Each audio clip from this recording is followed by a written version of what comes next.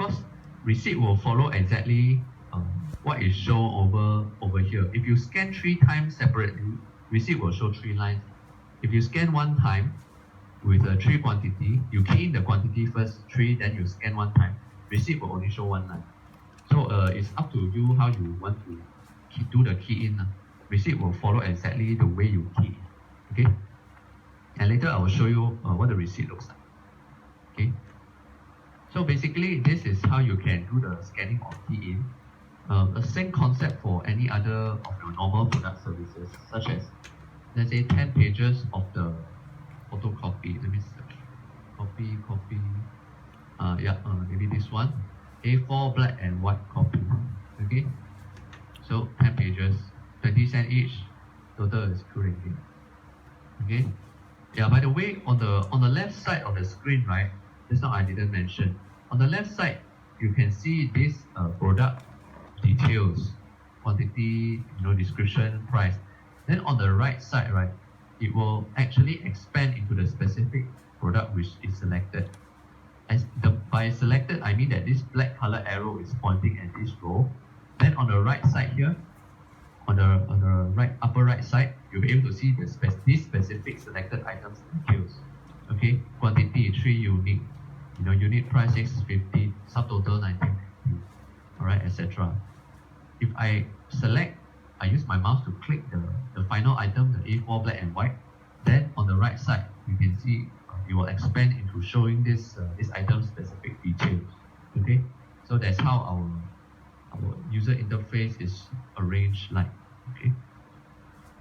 Yeah. So anyway, now that we know how to key in for normal product and services, let's clear the screen first, and let's go into the second type, which is your non-prepaid. So let's open a new view. This time it's under Nicholas. Okay. So non-prepaid, how do you key in? Okay. Following the same logic, you can use product search, or you can also key in the barcode. But let's try using product search first. Product search, non-prepaid, we have quite a lot of different kinds, but I think Post Laju is a basic one that we all know. Post Laju, right? And here you can see there are many different types of Post Laju products. And I want to understand also Post Laju, they are separated into different zones.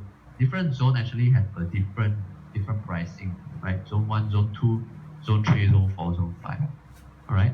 So the very first thing to note, right, is that for this kind of courier related, I believe you all need to weight the package. Okay? So normally after you weight, right, you need to key the weight first. Let's say 1.5 kg over here, 1.5, right? So just now, right, I show you the paper meat when I sell the stationery. I key in here, it is the quantity. For normal item, it is a quantity. But for courier item, this area is where you key in the weight. Okay? So just you can remember that there's a slight difference. For normal item, it is quantity. But for courier items, this is not the quantity, this is the weight. Okay? So I key in 1.5 kg, and then I choose, let's say, Post Laju Zone 1. Double click. Alright, and you can see 1.5 kg, Post Laju Zone 1, it shows the price 694. Okay? But then there's a new screen that you never see before that come up. Okay? Never see before. So this is actually where you take out your barcode scanner and you scan the tracking number or the consignment note number, which is that barcode with the numbering on the upper right side. Either it's upper right or upper left side of your consignment note. Okay? So for now, I will just do a very quickly key in. Okay? Maybe something like this. But for you, you will scan in. Okay? So then you press OK. Alright? Then this is key in already. As you can see here, quantity is 1. You scan one tracking number. The weight is 1.5 kg for this parcel. It's under Post Laju Zone 1. Price is 694. Okay, price is 694. Then some of you may ask me, what if the weight is 1.5 kg, but what if there's more than 1? Because just now you told me that here 1.5 for courier, this is control the weight, not control the quantity. But how about quantity if more than one, right? Then where do I control the quantity in that case? Okay, since this cannot use this one is to key in the weight. All right, so good question on that. 1.5 kg product search. Let's use post laju zone 2. Okay, where do you control the quantity? Quantity don't need to control or key in manually. Quantity will automatically, for courier products, quantity will automatically update based on how many consignment note you scan in. Just now I scan in 1 only, right? That's why I show quantity 1. Now let's try scan in 3. Okay, I scan in 3. Then I press OK. And there you go, quantity becomes 3. Okay, the weight is of course still 1.5 kg. But post laju zone 2, the price is a little bit different. Okay, it's higher, 9 ringgit 81 cent. Times 3 is 29 ringgit 43. Yeah, so for courier, you don't have to worry about the quantity. You follow exactly how many tracking number you scan in, then it will update to follow that quantity. Right. Then there are also franchisees who asked during previous training, right? What happened if customer drop off 100 parcel? Do I have to scan in one by one like that? Will it take a long time? Do I have to scan in every single tracking number? Okay, for now the answer is yes, because this is a SOP as required by HQ. For all franchisees, you need to record down, not just key in the sales amount, but it also need to scan the tracking number, so the record can do a double checking with because I believe your courier partners such as the post laju, they also send a statement to you to verify, oh, these are the tracking numbers that I collected from your MBE outlet, right? Is this correct? And is this how much money that I owe you? Because you all need to settle the money between yourselves, right? So that's why HQ wants all the franchisees to have the good habit of recording all the serial number when you sell, so that you can be easily tracking it back to the supplier, the post laju side, their statement. There's a proof there, right? You can say that you sell, but somehow or another, if post laju statement don't have, then at least you can let them know that, hey, according to my records, when I scan on what day and what time I got sell this parcel. So how come your report, or your monthly report says that you didn't process this, right? So that you can actually have a better record keeping, instead of you just follow what post laju send a statement you have to follow because you don't have the record, right? So you still have to do it, but of course we understand there are cases whereby it is possible to do immediately. For example, recently there was a franchisee who actually received a big order. They need to send out almost 2,000 parcels, an order from one customer only. They need to send out 2,000 parcels. So you can imagine if this customer walk into your shop one day, maybe it's in the afternoon, it is a busy hour, lunch hour, a lot of customers lining up. Then this customer say, I want to send out 2,000 parcels, right? So of course, obviously at that point, you cannot immediately process it, because maybe they are behind the line, there are like 9 other people waiting, right? So what you can do is that you can tell them to, okay, let me record down your request first, and then you pass me all maybe your money, you pass me also all your tracking number that you fill in already. At the end of the day, when my shop is after hours, when my shop is less busy, okay, I will get my staff to key in the sales, and I will send to you a soft copy receipt or the invoice. Okay, so later I will teach you. We actually have a function which is at the bottom here, which is called print A4 invoice.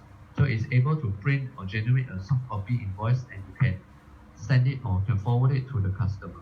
Okay, so that means, right, customer give you all the tracking number, all the consignment note they fill in already, 2,000 pieces, one big stack. Then you collect the money from them also, okay, but you don't need to key into the system first. You just leave it. At the end of the day, when there's nobody else, you have all the time in the world to key in slowly. Okay, so that's our recommended practice. All right. Now, coming back to this one, right? For post laju's example, okay, like I said earlier, key in the weight 1.5 kg. You search the post laju, right? Then you are able to scan in your consignment note. Then you press OK. Then you go into the system. That's one of the ways to use product search to search post-large. Okay, but we have also a way, like I said earlier, you can scan barcode, right? Now for post-large, the code is PL. Okay, as you can see here, PL, PL1, PL2, PL4. That's a post-large with the zone. Okay, so let's say 2.5 kg, then you use PL3, right? So this time we are not using product search. You just key in the code over here, enter, right? So system can still recognize, and you can still continue from here. I scan 2 tracking number, for example. Okay, and there you go. 2 quantity 2.5 kg, PL3. Okay, but this is for post-large. If you got specified the zone, then system able to extract the price. There's another way which is actually more flexible. Let's say 3 kg PL. So this time you notice I never key in PL1 or 2 or 3. I just key in as PL. Okay, I enter. What will happen is that system will see that you never choose which zone. In that case, you need to key in the price yourself, because system also don't know. The price can be very, very different. So this is our system's so-called open price, especially for DHL, FedEx, and a lot of other services. It's basically all open price. Okay, it's all open price. So basically, when this screen appears, right, you can key in the price yourself. Let's say 55 ringgit 50 cent. Okay, enter, right? And of course, we come back to this familiar screen where you scan in your tracking number, right? So here you can see post-large is 55 ringgit, right? So I would say that for most of the courier services, the non-prepaid ones, such as DHL, they all follow like this. It's all open price, so it's very flexible for you to key in.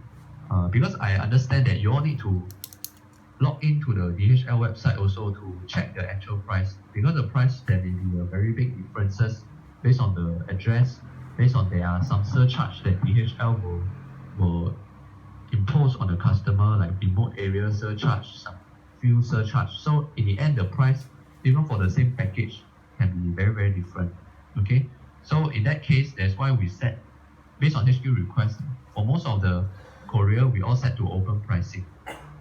Only for post-large zone 1, zone 2, if you specify the zone, then yes, we have already preset the correct pricing in the system. Yeah, so just to let you know, if you are not really sure, then you can just use the open price. It's the most flexible way, right? FedEx, yeah, same. All of these are open price. Okay. All right. So this is basically how to key in the non-prepaid. So next, let's talk about how to key in prepaid, which is your CityLink and GDEX, for example. Okay, CityLink and GDEX. So prepaid is very, very simple. Open a new bill, then straight away scan that consignment note, that tracking number that customer filled in. Okay, and that's it. That's it. Why is it so simple?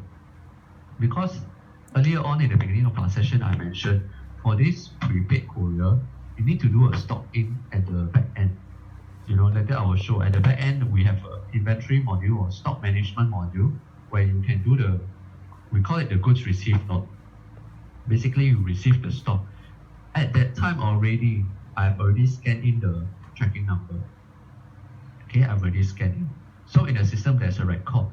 So when I sell, when my staff or my cashier need to sell at the front end here, they just need to scan the tracking number straight away. System will know, this tracking number match to what item? Match to this CityLink 10 kg, Peninsula Malaysia.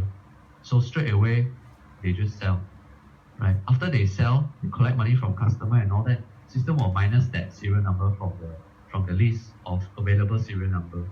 So behind the scene, there is what is being done. But for in front of here or in front of your shop, this is what happened for your staff. They just need to scan in the tracking number to sell. That's it. Okay. So this is I would say this is the simplest item to sell, your prepaid. As long as you already done the stock in behind the scene, then when they sell, you just scan the tracking number to sell. Okay.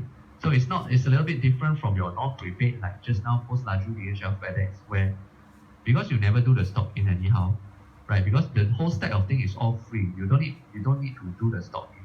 Okay, so only when customer fill it in, then they want to use it, then you sell to them. So for Post Laju CityLink, Post Laju FedEx DHL, yes, when you sell, you need to scan the SWIFT. Yeah, so a few more steps involved. Okay,